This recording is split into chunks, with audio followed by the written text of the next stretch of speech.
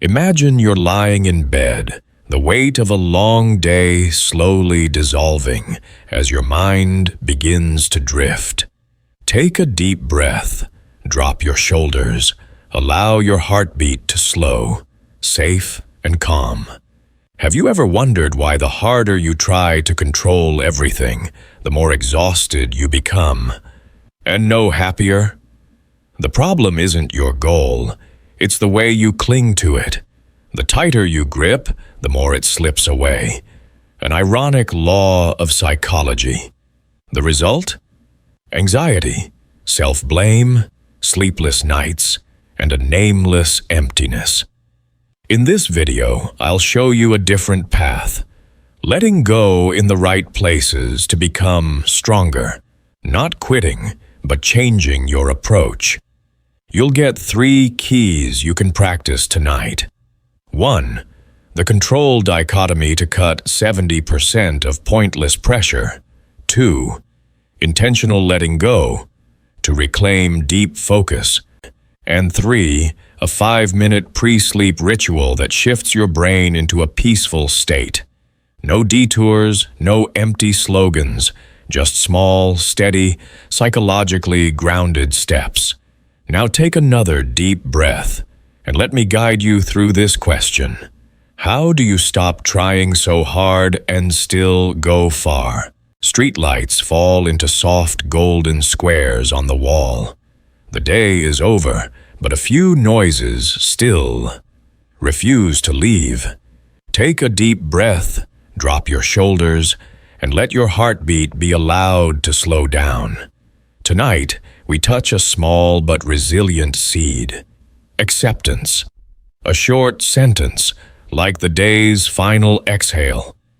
It is what it is. That sentence doesn't try to sugarcoat, nor does it paint things darker. It's a bridge between expectation and reality. On this side, we want everything to fit tightly to our will. The email must arrive on the minute. That person must understand immediately. The plan must run smooth as silk. On the other side, rain still falls, messages remain unanswered, and life keeps living in its own way. Crossing the bridge isn't bowing in defeat, it's returning to the exact ground we're standing on. So we stop wrestling with what can't be bent. Epictetus reminds us with a line that has traveled far through centuries. Men are disturbed not by things, but by the views which they take of them. When we change how we see, that event is no longer an attacker. It becomes a cloud passing by, and the umbrella, our response, is what we actually hold in our hands. Long ago, under star-filled skies, humans dreamed of flight. But before flying, they learned the laws of wind. Acceptance is like that. It doesn't make the wind change direction. It teaches us to ride it instead of beating our wings against the storm. In the middle of night marches, Marcus Aurelius would remind himself with a lullaby made of steel yet soft. Accept whatever comes to you woven in the pattern of your destiny. For what could more aptly fit your needs? Acceptance doesn't remove every stone from the road. It makes the shoes inside our feet tougher. Now, so you won't get lost in words, let me tell a short story. Then we'll move through 3 fine, clear points. The story, the potter, and the crack. At the end of a small alley lives an old potter. Each evening, when the kiln cools, he opens the door. There's a vase with a hairline crack thin as thread. The apprentice panics. "Throw it away, sir." He smiles, grinds gold into powder, mixes lacquer, and slowly fills the crack. "Kintsugi," he says. "We acknowledge the crack, then turn it into grain." Life is like that. There are cracks we try to hide, a word misspoken, a meeting missed, a sorrow that slipped. Acceptance doesn't nail us to our mistakes. It names the truth that's here, then gives us a breath of space to make beauty from the very place that once hurt. Point 1. See exactly what is. You don't need to fix your feelings right now. Place one hand on your chest, the other on your belly. Not a technique, just to remember you're still here. Name what is in a very small voice. This is tired. This is worry. Naming is like switching on a small light in a dark room. We don't banish the dark, we just trip less. In this moment, nothing needs to be perfect. Everything passes, even the brightest stars. We only need to be present. Point 2. Recognize what belongs to you. Along the slender bridge of it is what it is, there's a delicate line. On the left is what we can change. On the right is what we can't. Weather, other people's moods, the past, move right. Your breath, your reply, tomorrow's choice, move left. Seeing it this way, we stop punching the wall. Our hands tear less. Alan Watts suggests a light yet powerful way. The only way to make sense out of change is to plunge into it, move with it, and join the dance. We don't need to wait for the dance floor to calm before stepping in. It's our very steps that set the rhythm. Point 3. Choose one small, gentle gesture. Acceptance doesn't tell us, do nothing. It tells us, don't force. Tonight, one small gesture may be enough. Sip warm water. Turn off phone notifications. Write a single line. Call A at 9 a.m. tomorrow. That's the night's portion. Done. The rest, let silence handle it. In a moment, when you close your eyes, your brain will understand this is a safe zone. No one is grading your breath. No test waits at midnight. To anchor the flow into a still image, you can quietly follow this 3-point rhythm as you listen. See, recognize, choose. No need for on-screen words, just the voice and your own breathing. If the mind wanders, we invite it back with a warm picture, the last candle at the end of a hallway. It isn't too bright, it's warm enough so you won't get lost. And even if the candle goes out, a thin thread of smoke still lights your way to rest. Some fear acceptance because they mistake it for surrender. But surrender is letting go of the steering wheel. Acceptance is holding it just right, driving in your lane while the rain keeps falling. Surrender is turning off every light. Acceptance is switching from the ceiling light to the bedside lamp. From that gentle glow, we notice the small but important things. The pillow needs to be a little higher. The blanket should pull up to the chest. The neck needs a slow turn to the right. When life scales down to the size of a single room, the heart remembers how to be at peace. If you want a pocket line to carry through stormy days, perhaps this from Epictetus. Men are disturbed not by things, but by the views which they take of them. When an event pounds on the door, don't rush to grant it the whole house. Ask yourself, how am I looking at this? And if you want a thread to stitch what won't stitch, Marcus Aurelius left one ready. Accept whatever comes to you woven in the pattern of your destiny. Not to lock fate, but to remind you that within the larger fabric, you still have the right to choose which side of the cloth you walk on.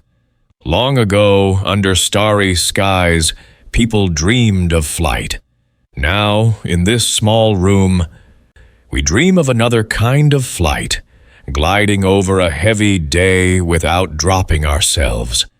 Acceptance is the silent wing, not tearing the sky with flaps, just hugging the wind to carry us back to bed. It is what it is. From here, our hands are finally free enough to hold a night's sleep.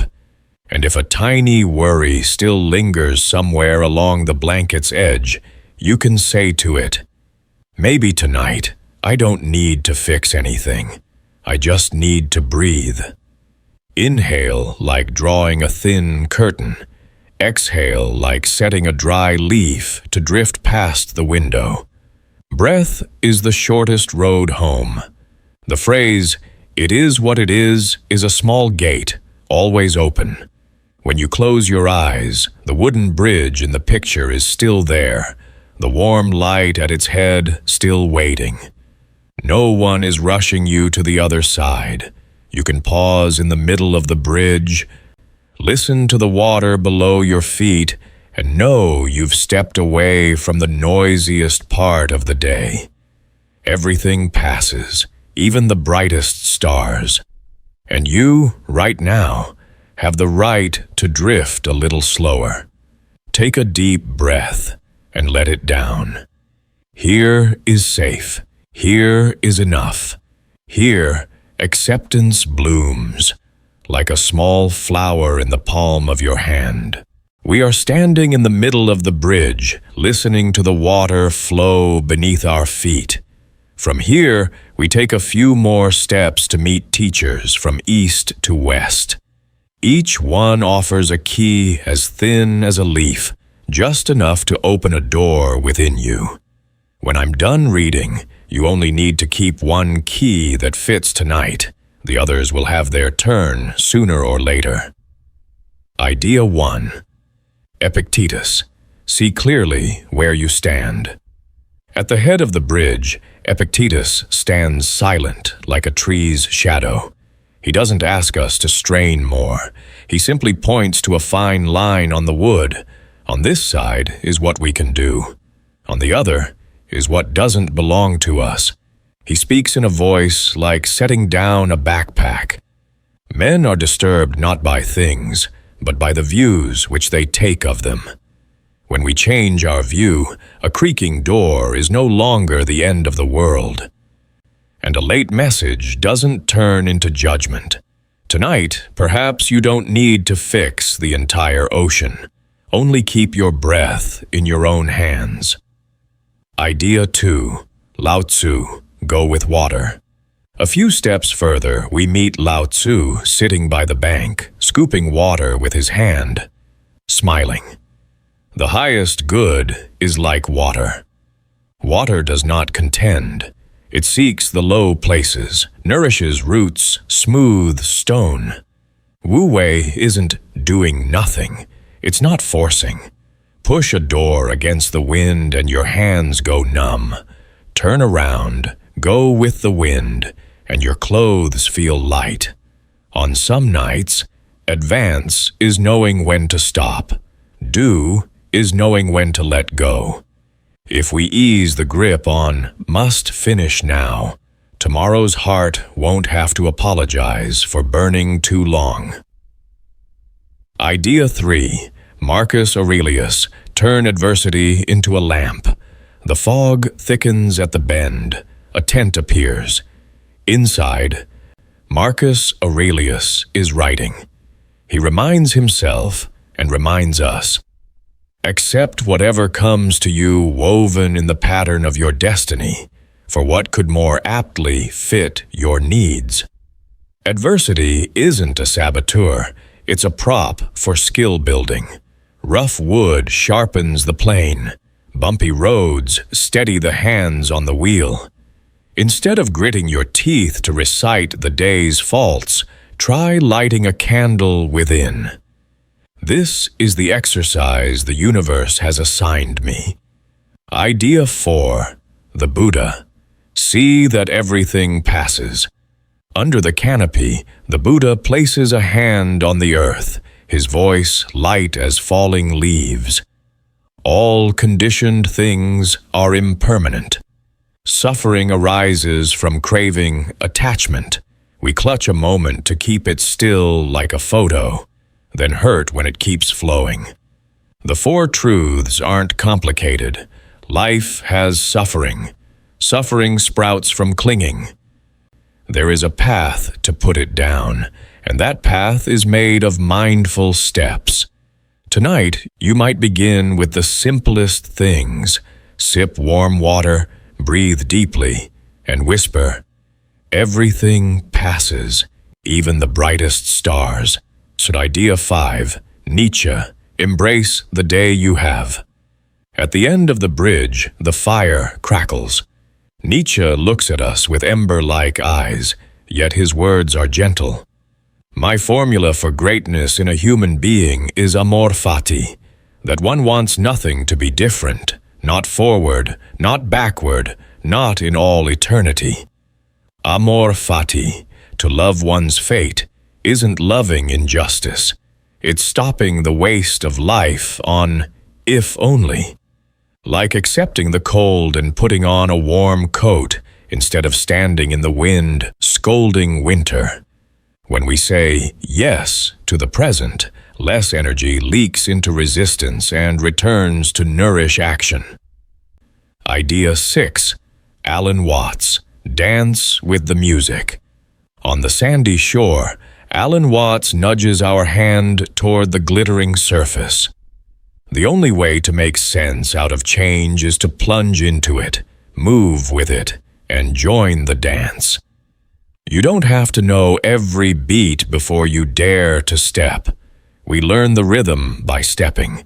Like standing at the water's edge, spend your strength fighting every wave, and you're drained. Bend your knees, and the body finds its balance. Instead of clamping down on absolute safety, give yourself a single beat to try, and anxiety suddenly speaks softer. Idea 7, Viktor Frankl, meaning is the compass. From a distant window, Viktor Frankl sends a whisper. Everything can be taken from a man but one thing, the last of the human freedoms, to choose one's attitude in any given set of circumstances, to choose one's own way. And also, when we are no longer able to change a situation, we are challenged to change ourselves. Meaning doesn't stop the rain. It hands us a coat. It doesn't erase pain.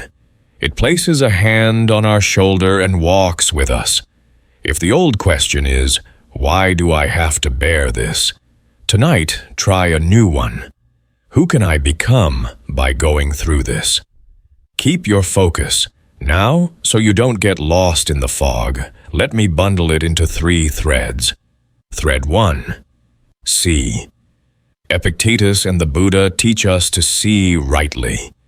Events are events. All conditioned things are impermanent. Thread 2. Receive. Lao Tzu and Marcus show how to receive the flow and the exercise. The highest good is like water. Accept whatever comes. Thread 3. Choose. Nietzsche, Watts, Frankl hand us ways to choose. Amor fati. Join the dance and choose one's own way. You can choose one thread for tonight. See, receive, or choose. Just one is enough, because even if the candle goes out, the thin line of smoke still lights your way to rest. Perhaps tonight, you don't need to fix anything. Just breathe. Inhale like drawing a thin curtain. Exhale like letting a dry leaf drift past the window. Breath is the nearest road home, and when you close your eyes, those 7 voices will line up in a quiet row. Men are disturbed not by things. The highest good is like water. Accept whatever comes. All conditioned things are impermanent. Amor fati. Join the dance. Choose one's own way. They don't compete to speak first. They stand guard over your sleep until morning. Lie still, as if you're listening to the night place its hand on your shoulder. The door is closed. The room is dark enough to soften the edges of everything. We continue the journey, still one single frame, still this same breath. In the previous part, we learned how to set things down. Now, we touch something paradoxical yet gentle. The backwards law. The tighter you grip, the more it slips. The harder you chase, the farther it runs. What we want to show up often arrives when we stop chasing it. The roots of this principle run through Zen and the Tao. Lao Tzu says, "What water has long known. The highest good is like water. Water doesn't push or shove. It chooses low places, embraces every shape, persistent without strain. In essence, Wu Wei isn't not doing, it's not forcing. The Tao never does anything, yet through it all things are done.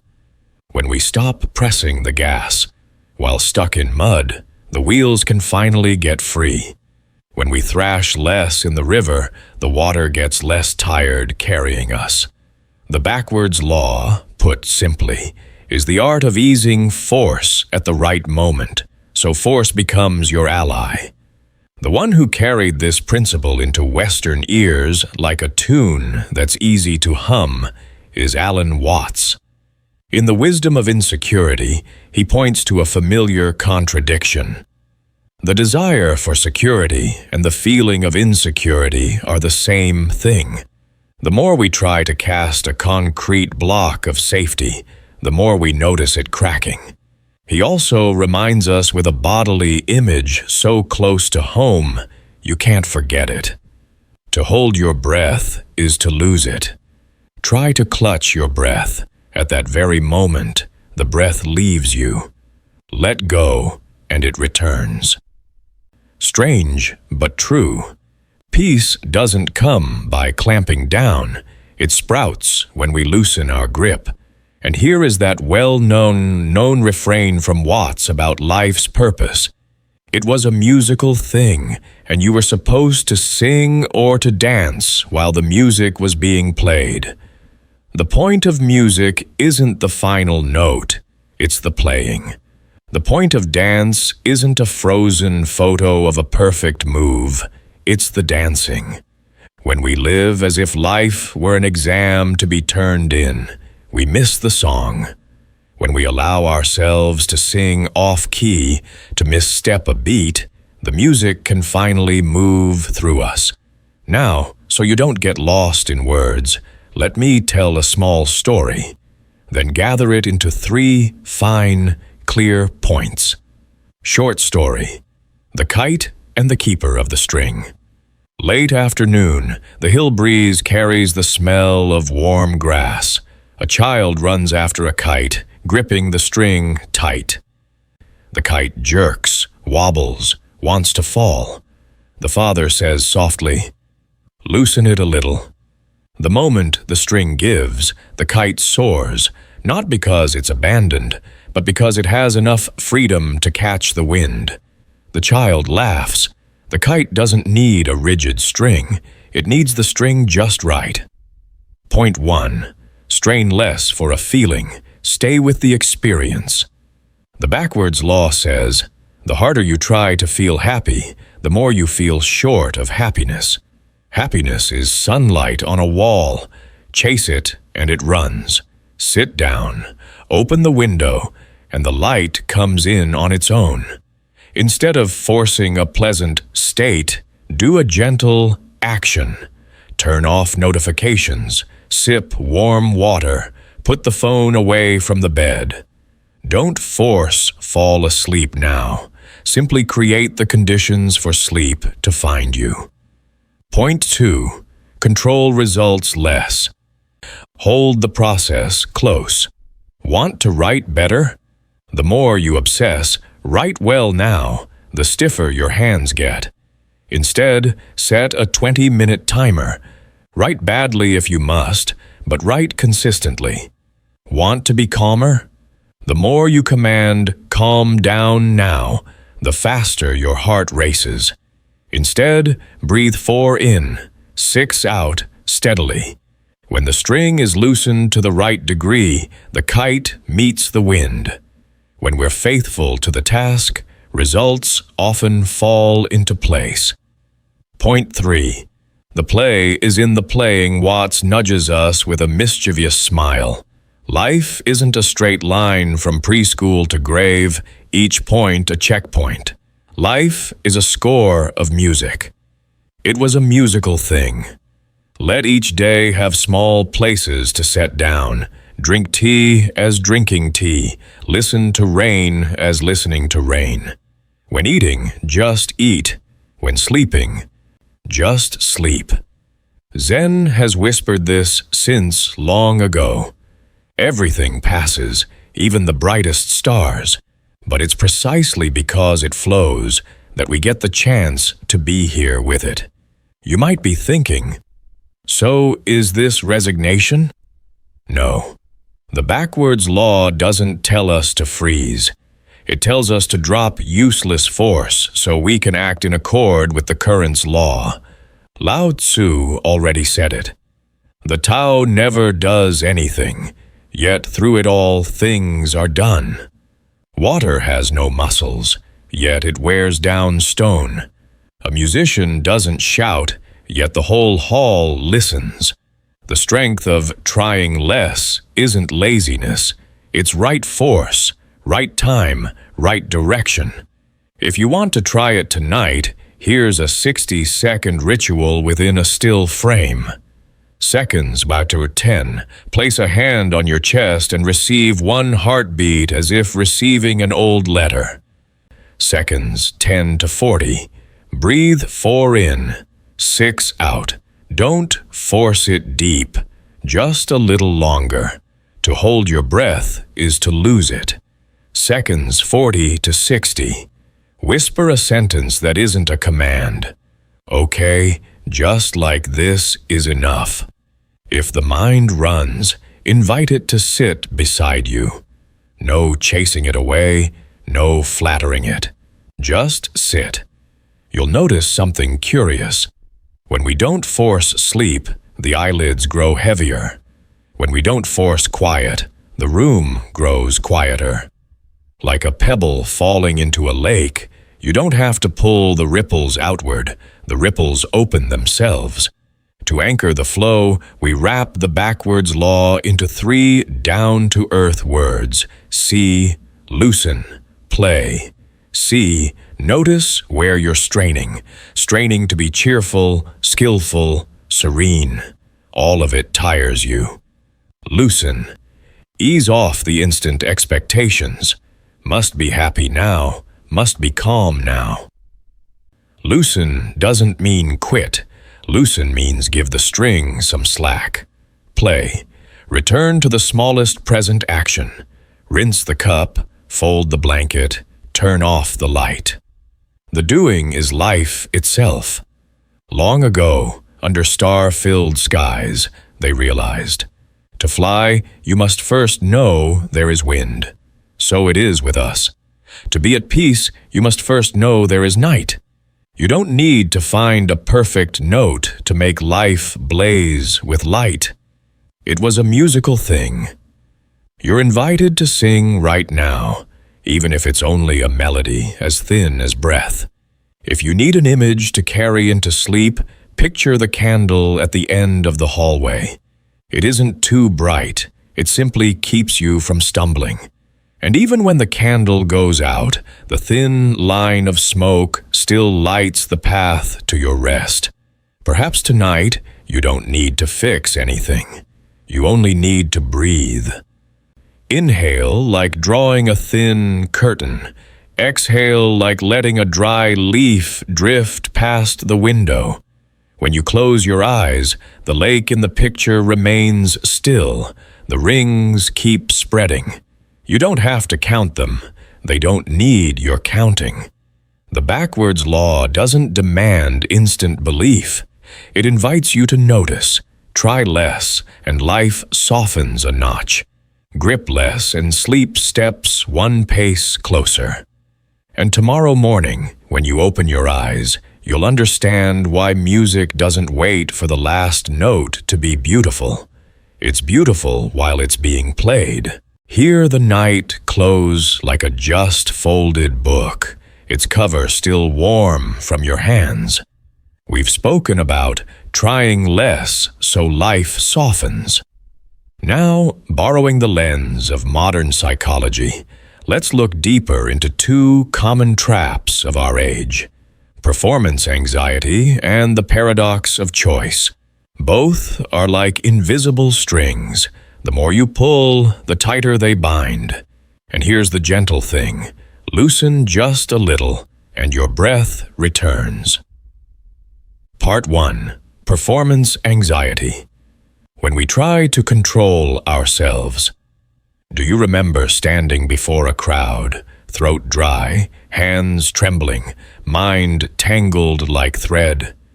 You rehearsed every line by heart, yet in the real moment, each word turned into a flock of lost birds.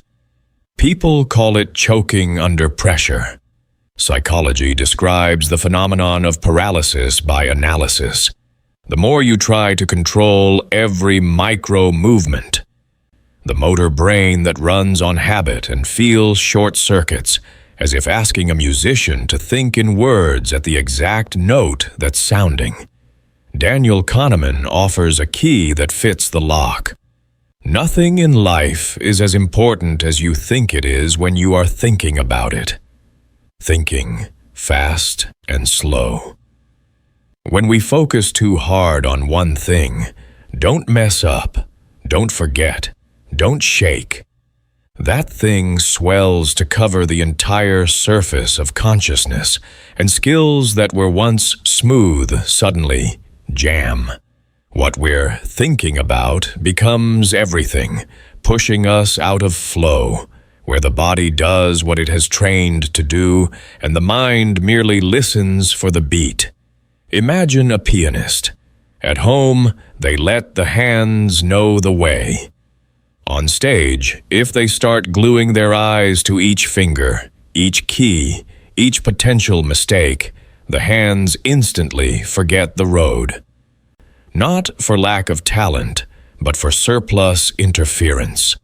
In that moment, Alan Watts's gentle, wind-borne reminder returns. To hold your breath is to lose it. The wisdom of insecurity. Grip your breath tight, and you lose your breath. Grip perfection tight, and you lose naturalness. Short story: the violin string and the shoulder. A little girl stands backstage, shoulders taut like an overwound string. She wants the piece so perfect that she forgets she came to play music. The teacher simply places a hand on her shoulder, heavier than a pat, lighter than a hug. Let your shoulders weigh down. Shoulders drop, the string returns to pitch. The music begins, not because she forced herself not to err, but because she allowed the music to pass through her. Keep focus. 3 fine points for performance anxiety. Step 1. Switch the immediate goal from must be perfect to nail the first beat. Step 2. 1 cycle of 4 in, 6 out breathing before you start. Don't force it deep. Step 3. Whisper a non-command. I allow the skills I've trained to do their part. When we stop over-supervising ourselves, manual memory yields to bodily memory, where what we practiced germinates on its own. Part 2. Paradox of choice. When many paths make us stand still. Now we step into the second trap, the paradox of choice. You're in front of a supermarket shelf with 30 cereals, a streaming app with thousands of titles, relationships you can scroll endlessly.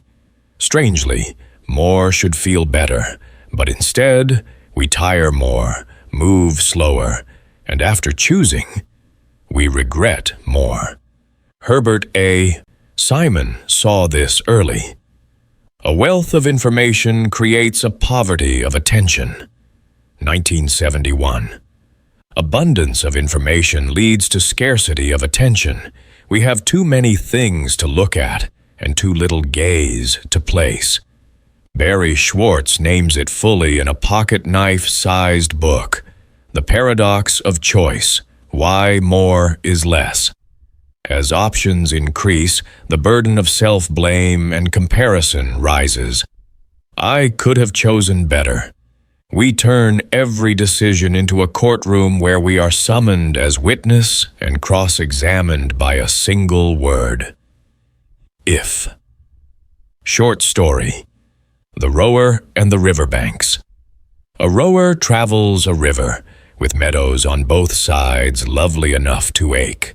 The farther he goes, the more meadows appear, and he stops midstream, hands shaking at the question, where is the perfect place to moor? He no longer moves. He freezes. An old man passes by, points to the calm water. Just pick a bank close enough.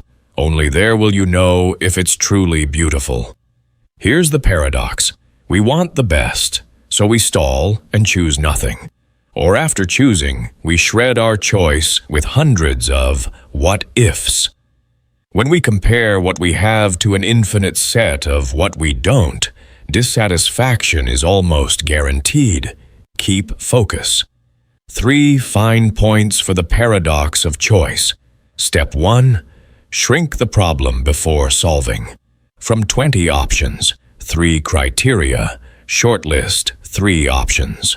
Step 2. Set a 2 to 5 minute decision cap for everyday picks, shirt, movie, cafe. Step 3. After choosing, practice 24-hour.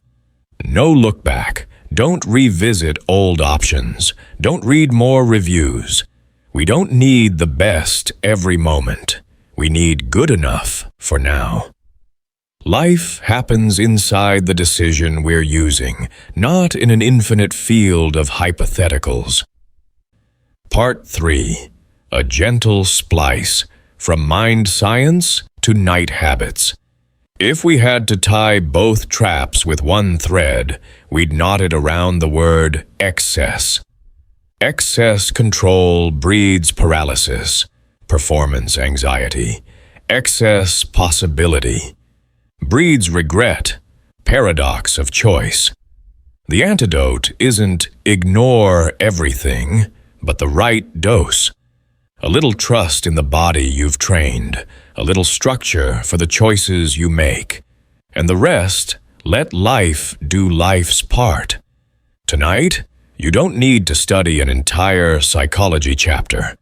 Just one small ritual, fit to a still image and your breathing.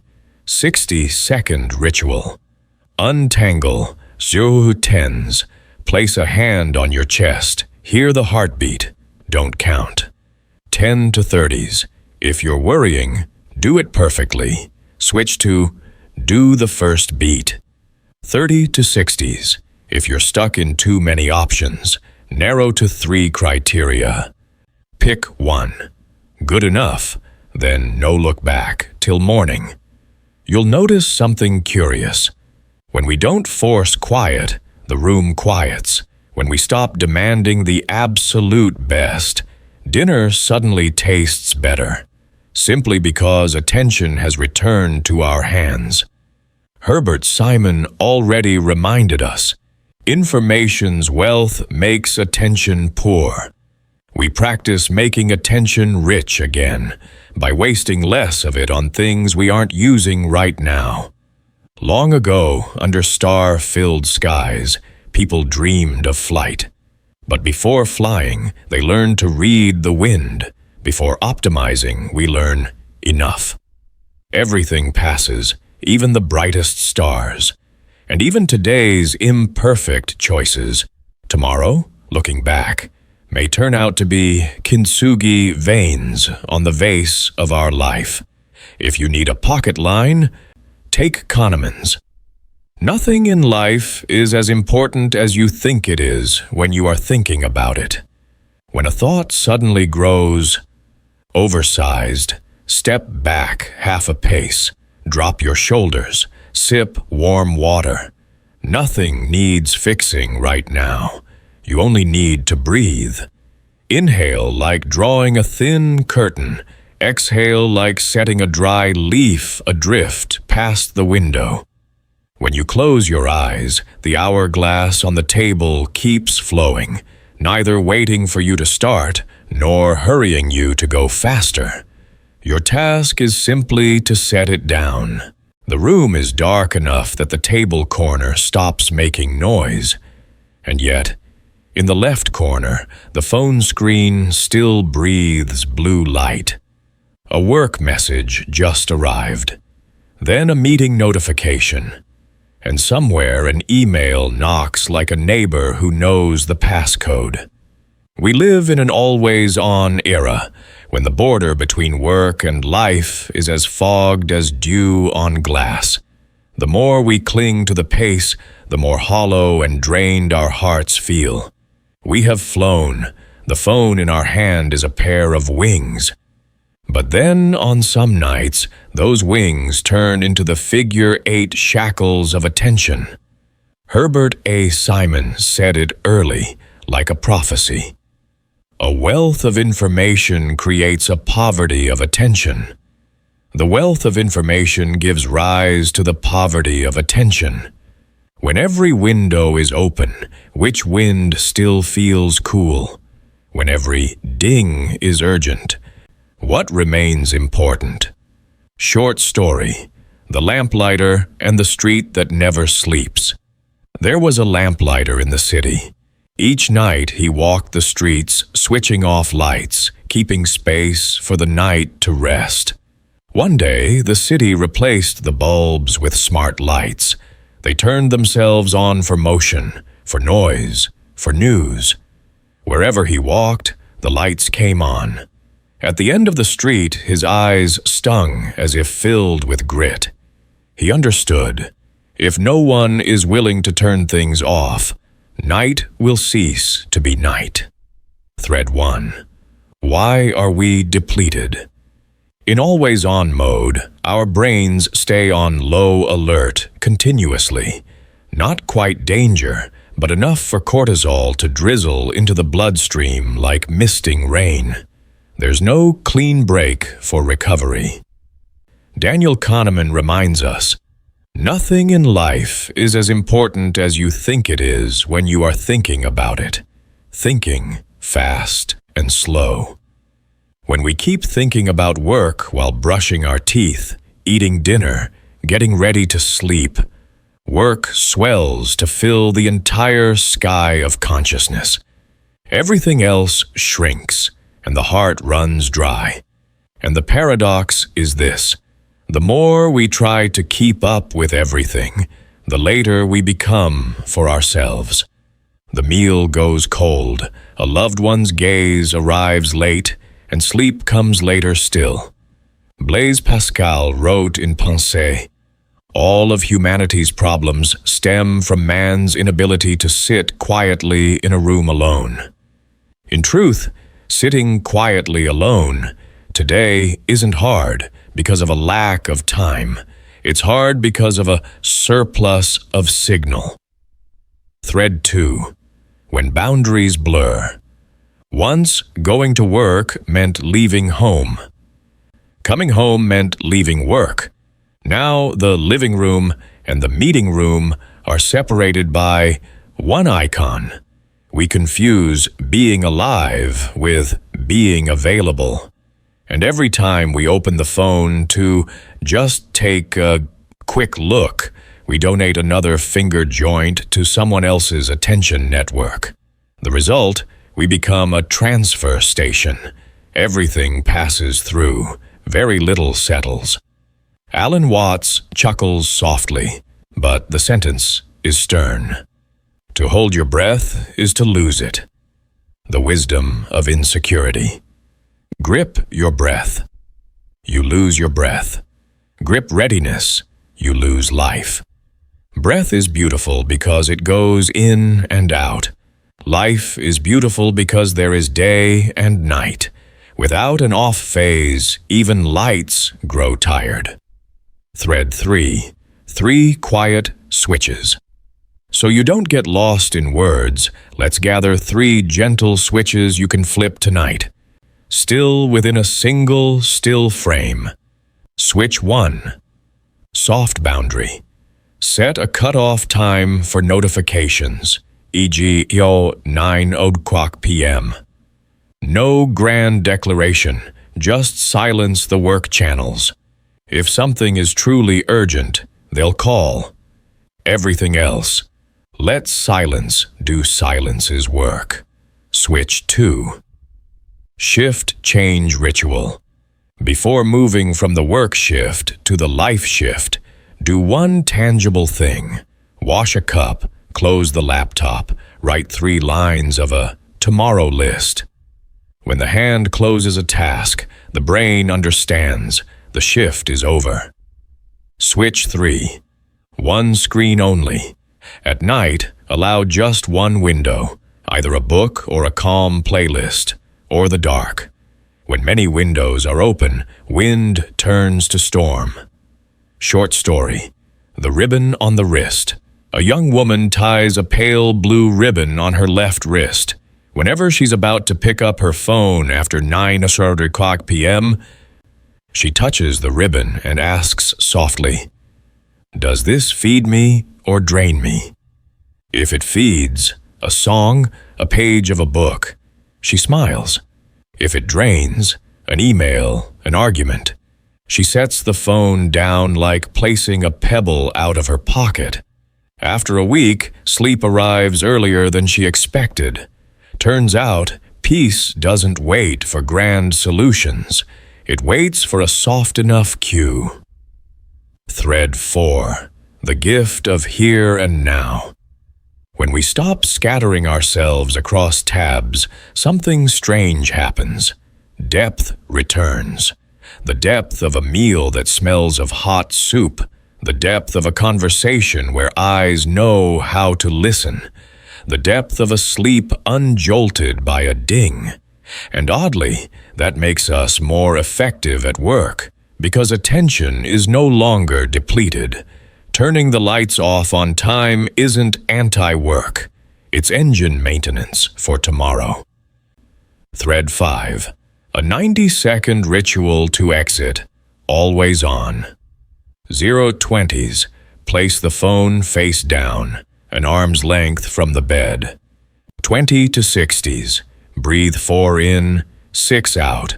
No need for deep, just a little longer. 60 to 90s. Whisper a non-command. It is enough for tonight. Then let the room do the room's work. Dark, quiet, warm. You might say, if I don't reply immediately, I'll miss opportunities. Some opportunities do require speed, true, but 9 out of 10 things that demand now are other people's habits, not your priorities. When you keep a sacred hour for yourself each evening, you're teaching the world how to respect your presence in the morning. Remember Marcus Aurelius, like a pin on the lapel. The impediment to action advances action. What stands in the way becomes the way.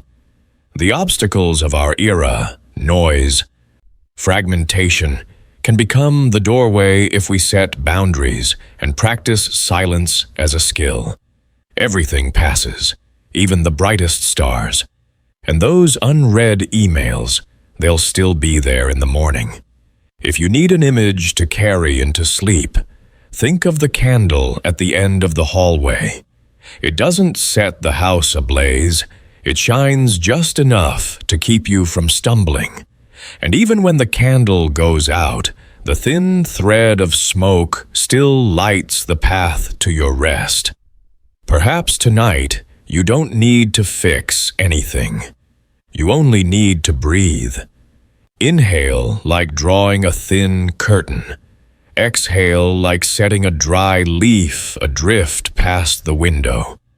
When you close your eyes, the night window in the picture is still there. The phone is face down. The clock still ticks. The world does not demand you be on guard 24/7. That's only the illusion of blue light. You're allowed to turn off, because to run far, an engine must cool. To love deeply, a heart must be still. And to work well, a mind needs a safe place to return. Out there, the little alley exhales the smell of damp earth after a late rain. We've talked about trying less, about the boundaries of the night, about how to slacken the string to the right degree. Now, so the advice doesn't float in the clouds, let's invite 4 friends into the frame: Sarah, Tom, Amanda, Jake, and Neil. Each is a small story, close enough for you to see a piece of yourself in it. And if you need a single thread to run through all 4 stories, keep Viktor Frankl's line in Man's Search for Meaning. When we are no longer able to change a situation, we are challenged to change ourselves. When you can't change the scene, change how you are within it. Story 1. Sarah. From More to Enough. Sarah is the kind of person everyone nods at. Capable, fast, bright as a scoreboard. Every morning, she opens her eyes with a single word: more. More meetings, more projects, more valuable connections. One evening, alone in the kitchen with a bowl of cold soup, Sarah notices how hollow the spoon sounds against the bowl. She turns off her phone for an hour, steps onto the balcony, and looks at the pots of purple mint still growing just fine, without applause. That night, she tries swapping more for enough. Enough sleep, enough hot food, enough thank yous to the vendor, enough walking to the top of the last hill on her street. Strangely, the next day's performance doesn't dip. Deep attention returns, the guilt loosens, and her smile is no longer a product of caffeine. Alan Watts reminds us somewhere in the wisdom of insecurity. To hold your breath is to lose it. Grip ambition tight, and you lose life. Loosen one beat, and breath returns. Sarah doesn't abandon her dreams. She simply changes fuel, from the addiction to more, to the habit of enough and right. Story 2. Tom. Letting go so his child can light up. Tom loves his child so much that he wants to stand in for him in every exercise, every plan, every answer. Extra classes fill the whole fridge door. Every 9 is met with, why not a 10? Every weekend adds another skills course. One day, the doctor tells Tom to slow down. His heart rate is not a wristwatch. He's forced to stop and observe. His child is beginning to fear mistakes instead of loving to try. Tom remembers Epictetus. Men are disturbed not by things, but by the views which they take of them. Enchiridion. It isn't the test that unravels the child, but how we look at it. Tom tries something that seems small but turns out big: loosen the string. One afternoon with no schedule, one question with no preset answer. What do you want today? The child asks to build a wind machine from cardboard. The blades turn, slowly, but by his own hands. From then on, Tom keeps 2 rules. The father holds the frame, the child chooses the way. The father asks, the child answers. A curious result. Grades don't skyrocket, but the child's eyes shine, the kind of light that appears only when a being is self-led. Marcus Aurelius wrote in Meditations, "The impediment to action advances action. What stands in the way becomes the way. The former obstacle, letting go, turns out to be the doorway to growth." Story 3. Amanda versus Jake. When well-prepared beats perfect, Amanda has a big presentation. She practices until every period tastes like coffee. On stage, her sentences slip from her throat like marbles hitting a groove. The audience sees someone strung tight like an overwound string. At the same company, Jake prepares enough. He knows the framework, has examples, leaves space for listeners to step in. He speaks, then listens, then responds, like a partner in a dance who knows how to yield. No one is perfect, but the audience leaves feeling they were included. The difference isn't IQ, it's how they treat the moment. Amanda holds her breath too tightly and loses it. Jake lets breath move through him and finds the rhythm. On the way out, Amanda writes one line in her notebook. "Next time, I'll prepare margin, space for mistakes, for questions, for fresh ideas to arise right on stage." That isn't surrender. It's honoring the life in the moment. Daniel Kahneman reminds us, "Nothing in life is as important as you think it is when you are thinking about it." When we stop pinning our eyes to the perfect point, the good enough points connect themselves into a line. Story 4. Neil. Less overthinking so the team can breathe in sync. Neil is the manager who has to think one more round about everything.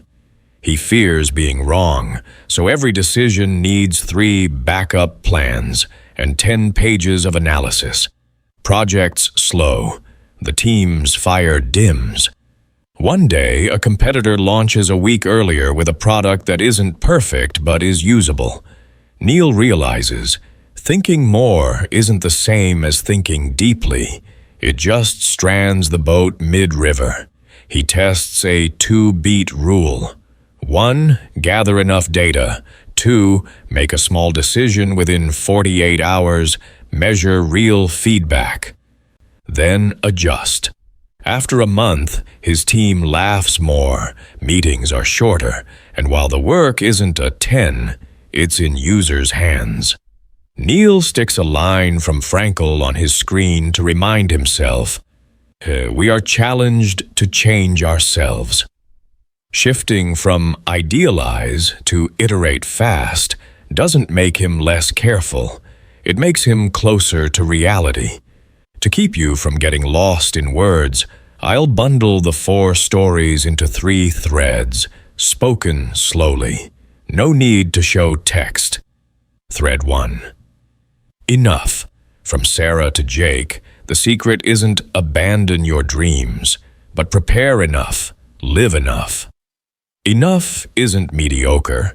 Enough is the balance point where life sprouts. Thread 2. Loosen. From Tom to Amanda, strings that are too tight snap. Strings loosened to the right degree catch the wind. Loosening isn't giving up, it's giving life room to breathe. Thread 3. Choose. From Neil, we learn to choose the cadence, make small decisions, test quickly, fix early. Perfection isn't a destination, it's the byproduct of many rounds of enough and right. These 4 stories are 4 ways to catch the wind, lighten the shoulders, loosen the string, keep the rhythm, and set things down at the right time. If you need an image to carry into sleep, choose the candle at the end of the hallway. It doesn't burn the house down. It's just bright enough to keep you from stumbling. And even when the candle goes out, the thin thread of smoke still lights the path to your rest. Perhaps tonight, you don't need to fix anything. Just breathe. Inhale like drawing a thin curtain. Exhale like letting a dry leaf drift past the window. Hold your focus. Now, let's quickly lock in 3 things you can do tonight. 1. Name one enough task for tomorrow, e.g., 20 minutes of writing. 2. Loosen one string, e.g., no email after 9 p.m. 3.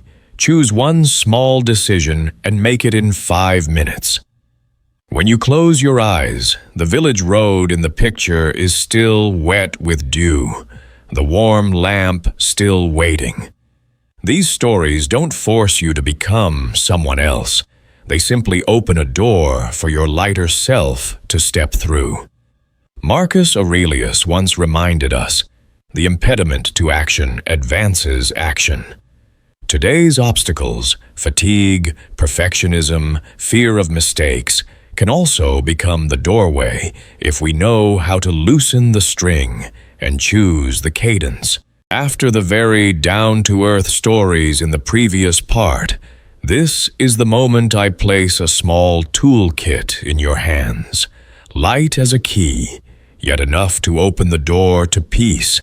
A 10-minute mindfulness meditation, a reflective journal, the affirmation, I trust the process, and intentional action while unhooking from outcomes. It all fits within a single still frame, with only the narration and your breath beside you. This toolkit is how you catch the wind, so you don't have to strain more and can still go farther, deeper, gentler. And so you won't get lost in words. I'll divide the story into 4 fine segments each, a tiny move you can do tonight. Segment 1. 10-minute mindfulness meditation. You can't stop the waves, but you can learn to surf. You don't need a perfect posture. You only need a comfortable seat, a back straight just enough. Both hands resting on your thighs as if placing 2 small sleeping birds. Close your eyes, or half close them. For the next 10 minutes, you don't try to be still. You allow everything to be what it is. Thoughts come and go. John Kabat-Zinn put it very succinctly. You can't stop the waves, but you can learn to surf. You don't block the waves, you learn to ride them. Step 1. 0 to 2. Touch the breath. Silently count 1 at the end of each exhale. Count to 5, then return to 1. Step 2. 2 shatteri. When the mind runs to tomorrow's plans, unanswered emails, watch it like a leaf drifting past a window frame. Gently return to where the breath makes contact at the nose or belly. Step 3. 8 to 10. Widen attention to the whole body. Soften the brow, drop the shoulders, unclench the jaw, warm the hands. Whisper a small line. Enough for tonight. If you happen to force deep breaths, remember Alan Watts. To hold your breath is to lose it. The wisdom of insecurity. Don't hold the breath, just let it pass through you. Segment 2. Reflective journaling. A candle shining inward. Before you is an open notebook. Write slowly, like pouring warm water. 3 lines are enough. A journal isn't for indicting yourself, it's a place to set things down. Marcus Aurelius wrote, "Meditations for himself, not for print." It's the quiet honesty between a person and themselves. 3-line template, 60, 120 seconds. What nourished me today? A bowl of hot soup, a hug, a moment of laughter. What drained me? An extra notification, a useless comparison. One small enough and right action for tomorrow. 20 minutes of writing, 10 minutes of walking. A thank you call. A journal is like kintsugi. You don't hide the crack. You gild it with direct yet gentle seeing. Epictetus reminds us, men are disturbed not by things, but by the views which they take of them. Enchiridion. Write to change how you see, not to build a courtroom. Segment 3. Gentle affirmation. I trust the process. Affirmations aren't spells, they are attentional orientation. Place a hand on your chest and hear your heartbeat like a small drum at the village center. Whisper, once with meaning outweighs 10 times in haste. I trust the process. You're not saying everything will be perfect. You're saying I trust the process, the small, steady steps in the right direction. When impatience rises, recall Daniel Kahneman. Nothing in life is as important as you think it is when you are thinking about it. Thinking, fast and slow. This emotional fever is not your entire life. It's a single wave. Trusting the process is trusting that when you do your part, time will do the rest. A small tip to let the affirmation sink deeper. Pair it with the breath. Inhale, think, I trust. Exhale, think, the process. Like drawing a curtain open, gently, without yanking. Segment 4. Intentional action, unhooked from results. This is the essence of letting go. Act very truly. Release very kindly. Choose one feasible action within 15 to 30 minutes for tomorrow. Write 200 words, tidy one drawer, learn 10 new words, call your mom. Then sign a small covenant. I commit to the action. I don't demand the fruit to drop immediately. Let the Bhagavad Gita 2.47 be your guiding line. In the original English, you have a right to perform your prescribed duty, but you are not entitled to the fruits of action. Your right is to act. The fruit belongs to the season. Marcus Aurelius smiles from an old page. The impediment to action advances action. What stands in the way becomes the way. When the result hasn't arrived, that's not a period. It's a side road helping you go deeper into your craft. 3-step frame. Step 1. Define the move clearly. Write 200 words instead of write well. Step 2. Time box it. A 25-minute Pomodoro. When the bell rings, stop. Step 3. Let go ritual. Roll the paper. Set down the pen. Whisper, done for now. Don't inspect it again. Don't self-judge that same night. You'll notice something curious. When the doing becomes the reward, the outcome arrives in its own time, like sunrise, refusing to be pulled earlier, yet never once late. To keep attention aligned, I'll close the toolkit with 3 seeds you can plant tonight. Spoken only, no inserted text. 10 minutes of breathing and seeing. Count the breath to 5, then return to 1. 3 lines in the notebook. Nourish, drain, enough and right. 1 sentence and 1 action. I trust the process. Plus, choose 1 small task for tomorrow. Commit to the action. Release the fruit. Everything passes, even the brightest stars.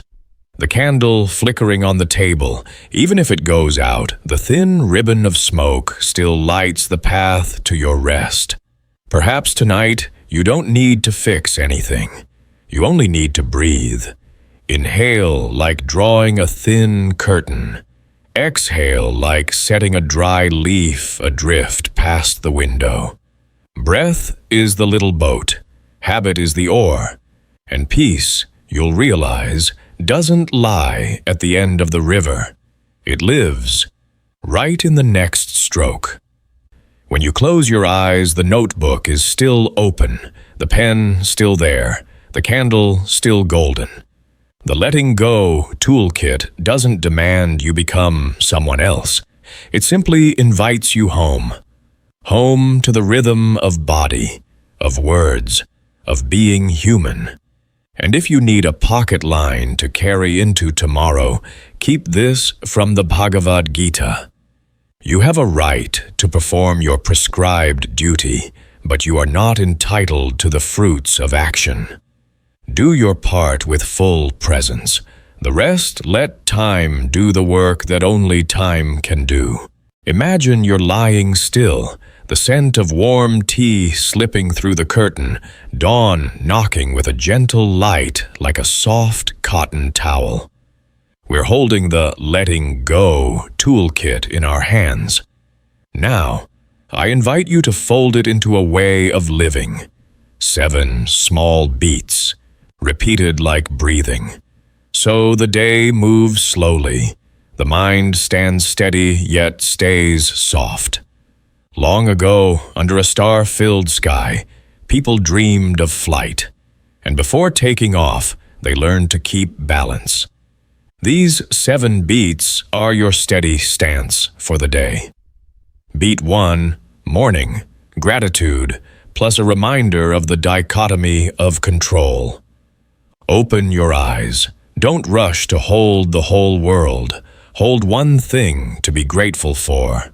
Simple as a hot cup of tea, a cool breeze, or the sound of someone you love breathing steadily in the next room.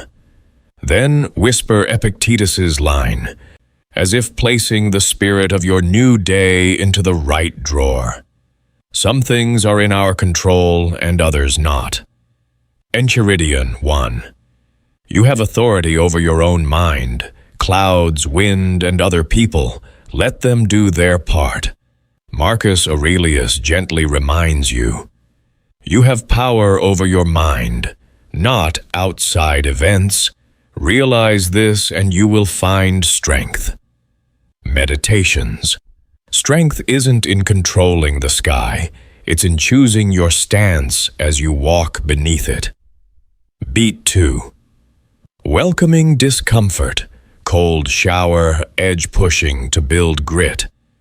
When cold water touches your skin, your body wants to flinch. You smile. Just 30 seconds. It's training to enter discomfort without violence. A little every day, the will's string thickens like a bowstring. Not so tight it snaps, not so slack it weakens. Marcus Aurelius calls this the art of turning obstacles into the path. The impediment to action advances action. What stands in the way becomes the way. Meditations 5.20. The morning cold isn't an enemy. It's a teacher who knocks on time. Beat 3. Negative visualization. Rehearse the worst. Calm. Appreciation for the present. Sit upright for 1 minute. Close your eyes and gently imagine. It might rain today. The bus might be late. A plan might flip. Not to be pessimistic, but to disarm surprise. Seneca writes in letters to Lucilius, "We suffer more often in imagination than in reality." And a second prick. He suffers more than necessary, who suffers before it is necessary. When we rehearse the bad with a calm heart, fear loses its teeth and the present suddenly has a fragrance. This coffee, this face, this morning. Beat 4. Act with virtue, small and steady. Now choose one kind action, small, concrete, doable in 20 or 30 minutes. Call your mother to check in. Reply to an email with respect. Write 200 honest words. Tidy a drawer so others can find things easily. Don't ask, "What will it bring me?" Ask, "Is it true to the person I want to become?" Marcus Aurelius pins it down. Waste no more time arguing about what a good man should be. Be one. Meditations 10:16. Do one good thing now, then repeat, small and steady. That's the heartbeat of virtue. Beat 5. Evening. Reflection, sorting what's within, outside, control. When sunset lays its hand on the roof, you lay your hand on your day. Not a courtroom, just a tea table. Ask softly, what did I hold in my own hands today? And what did I mistakenly try to carry that wasn't mine? A rescheduled meeting, outside control. The way I spoke when I was tired, within control. Epictetus leans in again. Some things are in our control and others not. Repeat it to separate burden from task. What's mine, I'll fix. What belongs to life, I'll set down. Beat 6. Journaling plus visualization for tomorrow. Open your notebook. 3 lines are enough. 1. What nourished me today? 2. What drained me? 3. One small enough and right task for tomorrow. Write slowly, like pouring warm water. Then visualize. Close your eyes for 30 seconds and see yourself doing that task in calm. Not perfectly, but doing it. Daniel Kahneman reminds us in Thinking Fast and Slow, nothing in life is as important as you think it is when you are thinking about it. So don't let your brain magnify the whole of tomorrow. Just place 1 brick for the morning. That's enough. Beat 7. Empathy. Everyone has their own battle, patience, kindness. Before closing the notebook, look again at the faces that passed through your day. The colleague who replied curtly, the delivery person who arrived late, the guard who inspected you. Perhaps they're fighting a private battle, one you can't see. Marcus Aurelius whispers, "Be tolerant with others and strict with yourself." Meditations. Not harsh, just generous with others, disciplined with yourself. When you let someone be a tired human instead of an obstacle, the world quiets by 1 notch, and your heart grows lighter by 1 part, so you won't lose focus. I'll weave the 7 beats into 3 easy-to-remember currents. Morning current. Choose your stance. Gratitude. Split what's in, out of control. Welcome discomfort. Daytime current. Stand in the present. Imagine the worst to cherish what is. Do 1 small virtuous act. Night current. Return. Reflect on in, out of control. Journal. And visualize tomorrow. Close the day with a pinch of kindness for others. Small story. The candle and the mirror. In the morning, you light a candle. That is gratitude. Midday, you look into the mirror. That is virtue. At night, you set the candle down and clean the mirror. That is reflection. The candle flickers, but even when it goes out, the thin ribbon of smoke still lights the path to your rest. Everything passes, even the brightest stars. So don't try to keep the night forever bright. Let it go dark on time, so dawn can arrive on cue. If you need a line to keep in your heart, borrow Epictetus. Simple, yet sufficient. Some things are in our control, and others not. Each time your hands want to hold everything, that sentence is a small hook to hang some of the load. And if you want a subtle breath before sleep, hear Seneca. We suffer more often in imagination than in reality. Then say softly to yourself, "Nothing needs fixing tonight. I only need to breathe." Now I'll lock in 3 steps so you can use this as soon as tomorrow. Spoken only, no inserted text. Step 1. Morning. Write one line of gratitude. Read Epictetus's sentence out loud. Step 2. Noon. Do one small virtuous act, 20 to 30 minutes, then stop. Step 3. Night. 3 lines of journalings, 30 seconds visualizing your first task tomorrow. When you close your eyes, the window frame in the picture is still blue, the tea a little cooler, and your heart warmed just enough. 7 beats won't make you a saint. They simply resettle your breathing, so each day you live slower, deeper, and enough and right. The room is just dark enough. The golden candle seems to keep the last bit of light for you. We've moved through slow breathing, everyday stories, and a gentler way to live. Now, it's time to place 10 guiding pebbles in your hand, the concise yet enduring lessons of the Enchiridion. Not to memorize all at once tonight, but to pocket and carry through each morning, each call, each small decision. Marcus Aurelius once reminded us, "You have power over your mind, not outside events. Realize this, and you will find strength."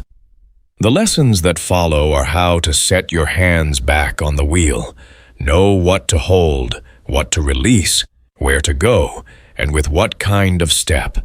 Each part you're about to hear is just one small action, but repeated, they weave a warm coat for the mind. If you're afraid of getting lost, don't worry. Listen like you'd listen to rain, drop by drop. When needed, simply open your notebook, write one line, choose one enough and right action, and let time do the rest. Now we begin with Lesson 1. Focus on what you can control. Lesson 1. Focus on what you can control. At daybreak, before the world rushes in through your phone, whisper Epictetus's master key. Some things are in our control and others not. Enchiridion. 1. We don't own the wind, the calendar of the sky, or other people's minds. What we do have are the oars, attitude, effort, choice. Much of the day's chaos grows from a tiny confusion. We pull the wind into our sleeves and wear ourselves out. When you remember that boundary line, the heart grows lighter, as if setting a bag of stones off your shoulder. You can practice this in a simple, everyday way. Before any task, ask, which part of this is mine? The answer is usually plain. Prepare well, tell the truth, keep calm. As for outcomes, praise, and tailwinds, that's weather. Marcus Aurelius reminds us, you have power over your mind, not outside events. Realize this, and you will find strength. Meditations. Strength isn't beating everything. It's not letting everything beat you. Long ago, under a sky full of stars, people dreamed of flight. Then they learned to trim the wings. Perhaps tonight you don't need to fix the whole sky. Just adjust the helm and breathe. Lesson 2. Accept and embrace fate flexibly. Sometimes life drops a pebble in the water. We want it smooth again instantly, but ripples need time to fade. Acceptance isn't surrender. It's standing in the right place to see the truth, then moving on. Nietzsche names this all-embracing stance amor fati. My formula for greatness in a human being is amor fati, that one wants nothing to be different. Ecce homo. It's not that we love every pain. It's that we don't waste our lives wrestling with the past. Practice. When things don't go your way, instead of, why me? Try, what is the lesson here? The Bhagavad Gita invites us to loosen our grip on results. You have a right to perform your prescribed duty, but you are not entitled to the fruits of action. 2.47. Do your part. Let the season handle the ripening. When we flexibly embrace fate, we still act, but we stop strangling ourselves with, "It must go exactly as planned." Everything passes, even the brightest stars. When the ripples settle, the lake remembers how to mirror the sky. Lesson 3. Let virtue be your compass. At 10 crossroads, the question, "How do I succeed?" often weighs the head down. The question, "What is the right thing to do now?" lightens the heart. For the Stoic, the compass doesn't swing toward profit. It points to virtue, wisdom, courage, justice, temperance. Marcus Aurelius says it plainly. Waste no more time arguing about what a good man should be. Be one. Meditations 10-16. Choose one small action aligned with the qualities you want to embody. Answer email with respect. Apologize when you slip. Defend the vulnerable even if no one claps. Repeat long enough and the road reveals itself. Seneca reminds us, "It is not that we have a short time to live, but that we waste a lot of it." On the shortness of life. The greatest waste isn't entertainment, it's losing direction. A moral compass keeps you from speeding through the wrong forest. And oddly, when you do what's right, life grows quieter, because there's less need to calculate excuses. Lesson 4. Don't cling to externals and possessions. Material things are like waves, rising, falling, changing hands. Freedom doesn't spring from having more, but from not being had by the more you have. Epictetus reminds us, "Men are disturbed not by things, but by the views which they take of them." Enchiridion 5. The table doesn't disturb us. The thought, "I need a better table," is what keeps us restless. Gentle practice. Be grateful for what you're using. Give away one item each month. Ask before buying, "Does this feed me or drain me?" Less clinging doesn't deny the beauty of things. It puts them in their place. Tools, not the heart. And when loss comes, pain is still real, but it doesn't break you. Like kintsugi gilding a crack. We don't hide what's missing. We give it new meaning. Tonight, perhaps you don't need to fill every gap with more. Just breathe and let emptiness be emptiness. Lesson 5. Daily discipline and self-mastery. Discipline isn't a whip, it's a gentle promise to yourself. Each day, one small but steady action. Write 200 words, walk 15 minutes, practice 10 minutes of breath work. Power doesn't come from grand campaigns, but from steady cadence. Marcus Aurelius gives the drumline. If it is not right, do not do it. If it is not true, do not say it. Meditations. Discipline is saying no at the right time. Yes to the right thing. Practice. Use a Pomodoro timer. When the bell rings, stop. Respect the boundary. Each done for today is a brick laid. No house is built in an afternoon. When laziness calls, remember, no one is coming to save you from yourself. But don't be cruel either. Sustainable discipline is compassionate discipline. If you miss a beat, just return on the next one. Like even strokes of an oar, any river can be crossed. Lesson 6. Use reason to dissolve fear and worry. Fear balloons when we leave it in the dark. Bring it into reason's light and it shrinks to size. Seneca wrote, "We suffer more often in imagination than in reality." Letters to Lucilius. Name what you fear and write 3 lines. 1. What's the worst case scenario? 2. The real probability.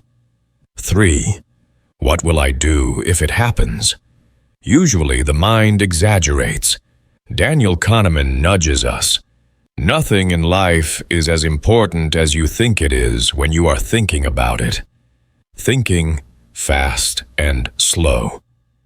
When fixated on a worry, it seems to fill the whole sky.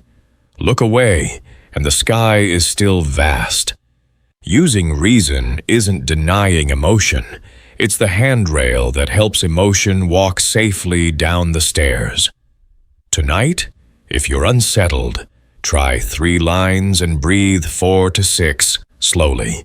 You don't need to be brave right now. Just be honest right now. Lesson 7. Kindness and empathy. In the rush, a small pause for another can save you both. Marcus Aurelius whispers, "Be tolerant with others and strict with yourself." Meditations. Be generous with others. You don't know the battles they're fighting. Be exacting with yourself, because that's the battle you must win. Practice. See the person before you as whole, not just the role that inconveniences you. Ask sincerely, "Are you doing okay today?" and listen to the end of the answer. Kindness needn't be grand. A gentle reply, yielding the way, a timely thank you. You'll notice the world softens its tone. And strangely, kindness returns quickly. The candle at the end of the hallway doesn't burn the house down. It's just bright enough to keep people from tripping. Be that candle on a day full of sharp corners. Lesson 8. Learn from criticism. Don't be ruled by opinion. Feedback is a mirror. It carries the smudges of the holder and the true light of the face. Filter for the light. Epictetus counsels, "If you want to improve, be content to be thought foolish and stupid." Enchiridion. To advance, you must endure the feeling of not yet good. A 3-step practice. 1. Thank them. You just got data. 2. Separate. What's fact? What's the speaker's feeling? 3. Choose one small thing to improve now. Don't live by the public thermometer. Live by inner standards. Marcus Aurelius reminds us, "The opinion of 10,000 men is of no value if none of them knows anything about the subject." Meditations, commonly paraphrased. Listen carefully, but don't hand your soul to the crowd.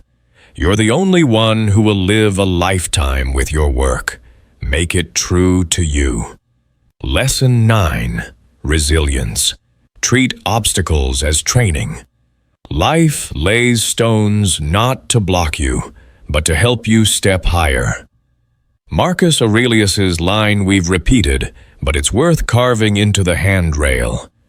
The impediment to action advances action. What stands in the way becomes the way. Meditations 5:20. Treat hardship like a personal coach. Fatigue teaches energy management. Failure teaches humility. Delays teach patience. When it hurts, don't pretend it doesn't. Name it and slow down. Then ask, which muscle is this training? Bit by bit, through small drills, willpower thickens like a tree root that's had enough rain.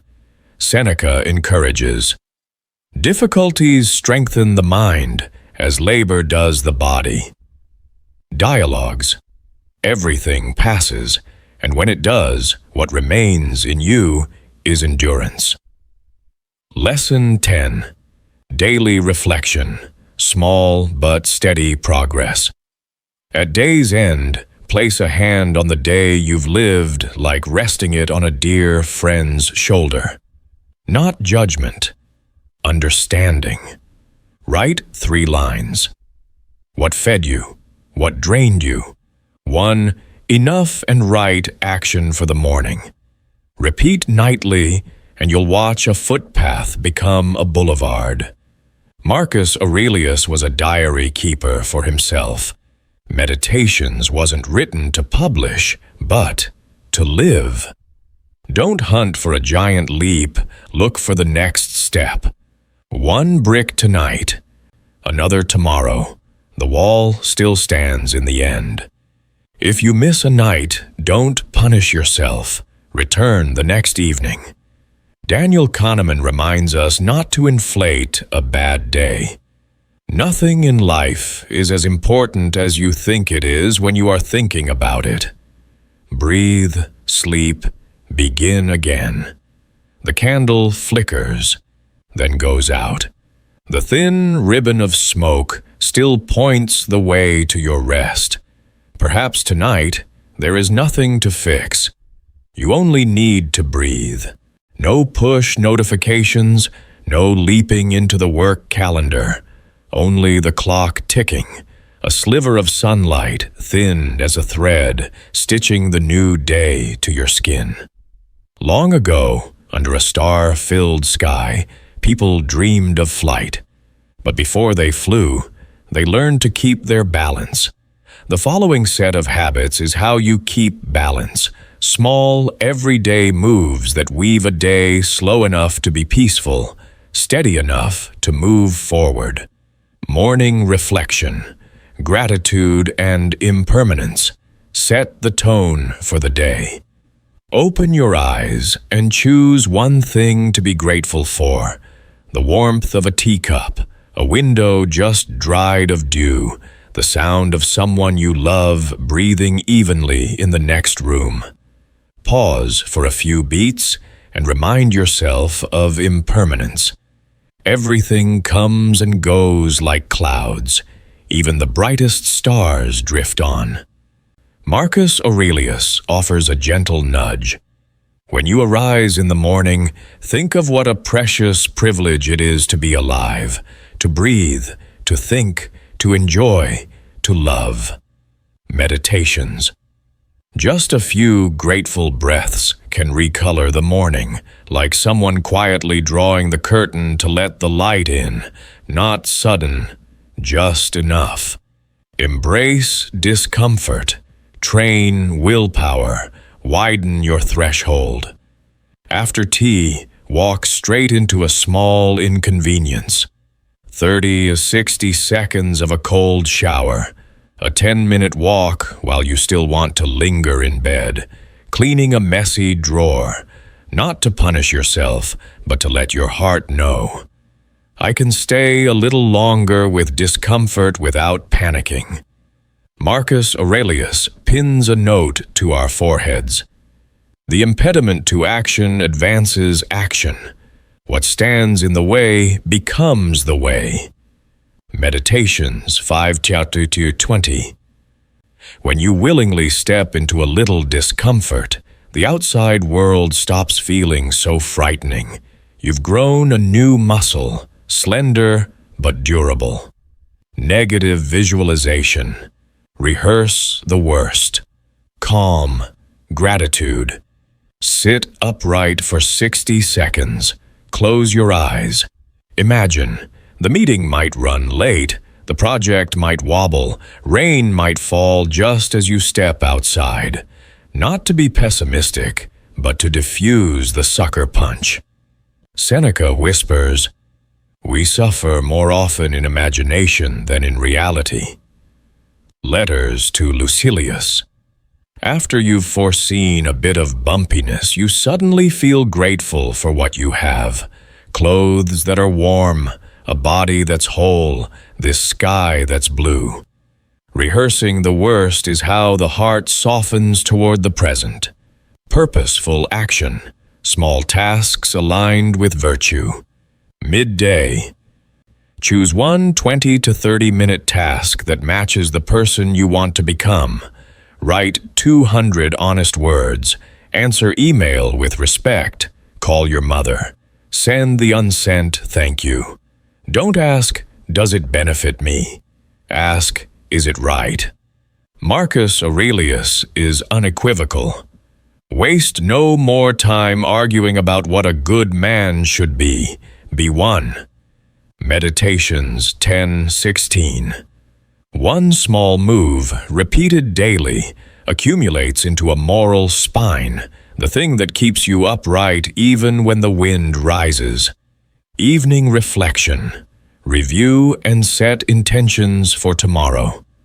When the city lowers its curtain, sit down and lay a hand on your day as you would on a dear friend's shoulder.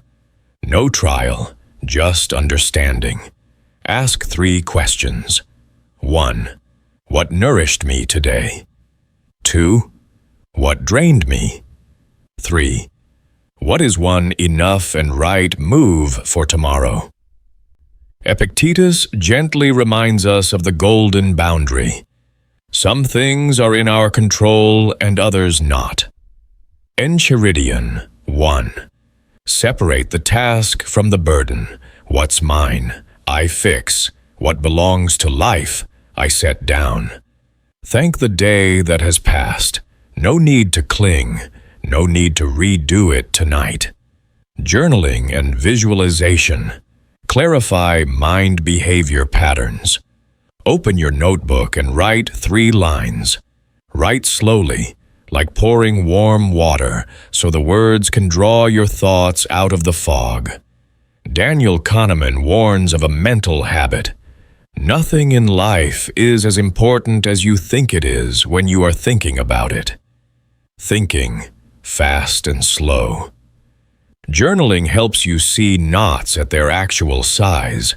Then close your eyes for 30 seconds and visualize the enough and right move for tomorrow morning.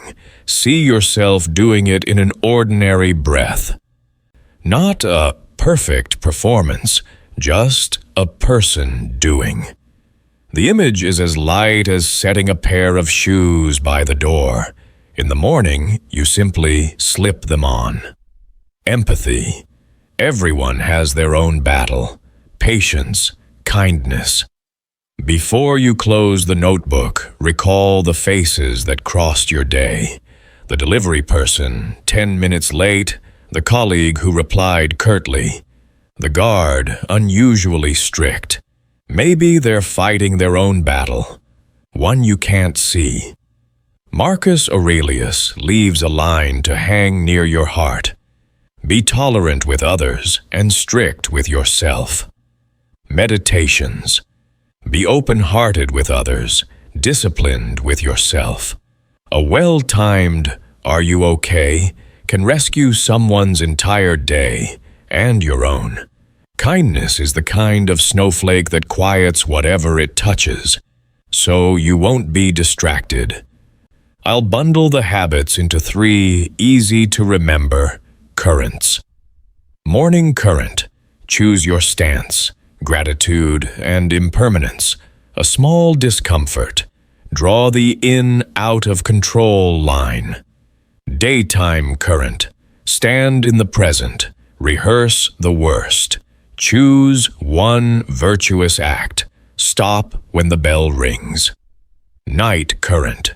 Return and set. 3. Reflection questions. 3 journal lines. 30 seconds of visualization. A pinch of kindness before sleep. You don't need to be perfect tonight. Perhaps tonight you don't need to fix anything at all. You only need to breathe. The candle flickering on the table, even if it goes out, the thin ribbon of smoke still lights the path to your rest. Habit is the boat. Each small move is an oar. And peace, it turns out, isn't on the far shore. It lives right in the next stroke. And if you need a pocket line to carry through tomorrow, borrow Aurelius. You have power over your mind, not outside events. Realize this, and you will find strength. Pour your effort into what is yours, your stance, your breath, your small move. The rest, let time do the work that time does best. After installing the day's gentle habits, we return to what matters most. Having it all isn't a battle to win, but a blossoming that happens when we cling less to outcomes, live with intention, and move with nature. Imagine you're sitting by a morning lake, a lotus bud before you not yet fully open, and yet the scent of a new day is already in the air. No one yanks the petals so they'll burst sooner. They open on their own, in the rhythm of light, wind, and water. A peaceful life is the same. Strand 1. Loosen your grip on outcomes. Release to feel light. For years we've been told to try harder, a cure and a poison mixed as one. Trying just enough helps us rise.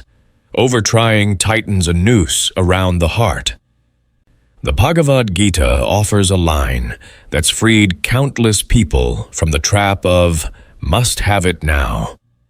You have a right to perform your prescribed duty, but you are not entitled to the fruits of action.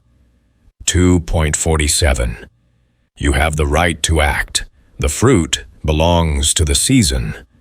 When you pour your life into the doing, instead of tying your soul to the having, you'll find what's needed will arrive. Right time, right place, right measure. That's not superstition. It's the law of process. Strand 2. Live with intention. The compass is within. Living intentionally isn't a jam-packed calendar or grandiose goals. It's a small question repeated often. Is this true to the person I want to become? Marcus Aurelius is decisive. Waste no more time arguing about what a good man should be. Be one. Meditations 10:16. Each day, plant one virtuous action into the most ordinary hour. Answer with respect, work with honesty. Listen with your whole heart. Repeat long enough, and life changes color without any slogans. Strand 3. Move with nature. Go with the current. When we stop wrestling what cannot be bent, the inner life softens. Epictetus draws the boundary like a golden thread. Some things are in our control and others not. Enchiridion 1. Hold fast to what's in your hands, your stance, effort, choices, and learn to set down what's beyond reach, the weather, others' thoughts, the grain of fate. From there, Nietzsche whispers a warm ember of a note. My formula for greatness in a human being is amor fati, that one wants nothing to be different, not forward, not backward, not in all eternity. Ecce homo. Amor fati doesn't tell us to love injustice. It teaches us to stop wasting life fighting what already is, so we have strength left to do what's right within what is. Short story, The Gardener and the Rose. A young gardener grows impatient with his new rosebush. Each morning he tugs at the petals, hoping they'll open faster. The result? Torn petals, no fragrance. His teacher passes by and says only, "Tend the soil, the blooming is the season's work." From that day, he trades pulling petals for watering right, just enough sun, pruning pests. One morning, the rose blooms, not because he forced it, but because he aligned with it. We're the same. Tending the soil is gentle discipline and small virtues. Blooming is time's reward. 3 compact anchors so you don't lose the thread. Anchor 1. Release outcomes. Do the task before you fully. Don't shackle your heart to must have it now. Repeat, Gita 2:47, when impatience flares. Anchor 2. Intention. Ask, is this true to me? Then choose one fitting action for 20 to 30 minutes. Anchor 3. Move with nature. Split control. What's beyond?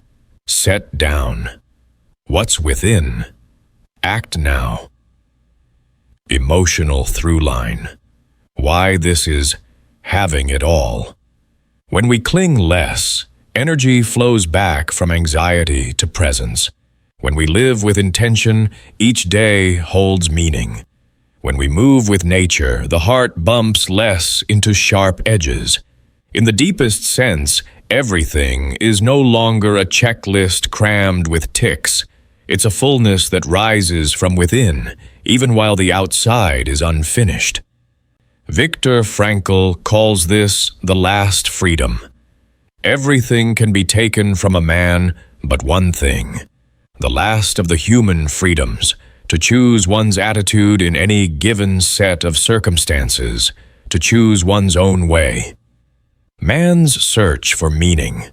Choose your attitude, and you govern the sky inside your chest, and that is everything no outside force can steal. 60-second practice, a ritual to close the day. 0 to 20s. Place a hand on your chest. Hear the beat like a small drum. Whisper, I trust the process. 20 to 40s. Recall one intentional act you did today, even a tiny one. Smile at it. 40 to 60s. Picture what's beyond your reach drifting like clouds. Whisper Epictetus's line, some things are in our control and others not. Then drop your shoulders. Now I'll lock in the 3 closing points. Step 1. Release outcomes. Do your part. Let the season handle the fruit. Step 2. Live with intention. One virtuous act each day. Step 3. Move with nature. Split control. Set down and act. Your life blooms the same way. When you tend your soil, your breath, habits, and virtue, and let time do the work that only time can do. Seneca stitches worry back into calm with a single thread. We suffer more often in imagination than in reality. Letters to Lucilius. So perhaps tonight you don't need to fix anything. Just breathe. Inhale like drawing a thin curtain. Exhale like setting a dry leaf afloat past the window. The candle flickers, and when it goes out, the thin ribbon of smoke still lights the path to your rest. Everything passes, even the brightest stars, and you, right now, are allowed to drift slowly. At this point, tonight's journey gently comes to a close, but the peace will stay with you. If what I've shared touched even a small corner of your heart, please hit like and subscribe right now. Don't forget to tap the notification bell so that each night, whenever you need a quiet shoulder to lean on, a new video will find its way to you. Click the subscribe button this very moment. Don't miss out. Relink hack. To keep the train of thought flowing without a break. I invite you to switch to the next video. Miyamoto Musashi's 21 Rules to Master Yourself, the Code of a Dying Samurai. These 21 rules are like 21 threads pulling us back to discipline and self-mastery, the perfect piece to follow tonight's key of letting go. Click the video appearing in the corner of the screen to continue this conversation without letting the mind drift. Before you go, leave a comment with one enough and right thing you'll do tomorrow morning. Each line you write will be a small guiding light for those who come after, and for you when you return to read it. Now, take a deep breath. Let your shoulders soften. Close your eyes. The universe will keep you safe tonight. If any thoughts remain unfinished, let them drift away like clouds. Thank you for being here.